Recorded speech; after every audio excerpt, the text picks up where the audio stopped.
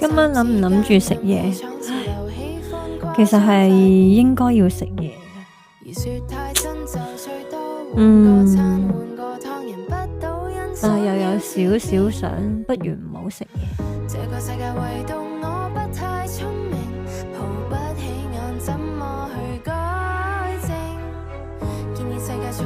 咁你呢？你諗住今晚食唔食嘢？你話唔夠瞓啊嘛，返屋企休息啊嘛。咁你係咪食咗嘢啦？之前冇食過嘢，頭先食咗塊方包，Hello 長期涼味，同埋食咗呢個飲咗個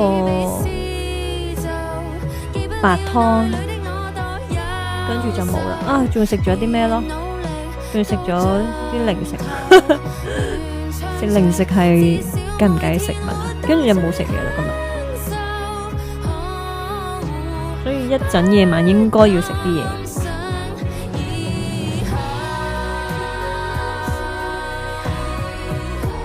會唔食晚飯㗎？哎呀，其實咧我因為有夜晚其實我通常會食嘢嘅，但係朝頭早咧我3點前咧，其實我都唔食嘢嘅，係3點前、4點前食淡仔啦。我啱啱食飽咗啦，係咯，跟住就食飽飽，可以沖個涼瞓覺覺咯，跟住迎接明天嘅工作。係咪唔想聽到呢句？淡仔啦，淡仔，今日唔知點解唔想食淡仔。吸引唔到我啊，花灑。心跳71，你度住自己71。心跳71，正常心跳應該，如果唔做運動，應該40幾度。71係做緊運動噶咯，做緊運動先會咁高噶。會唔食晚飯噶？係啊。唔記得咗你屋企好多零食添，冇錯，屋企好多零食。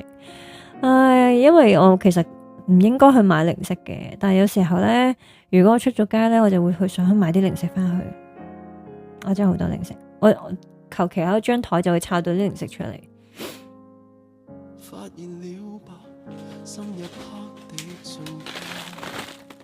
呢個呢，食到一半噶啦，跟住呢。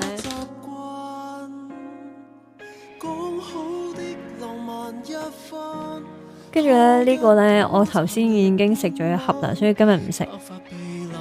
跟住我雪櫃仲有好多甜筒啊、雪糕嗰啲。呢個一次過買咗6盒，好多零食。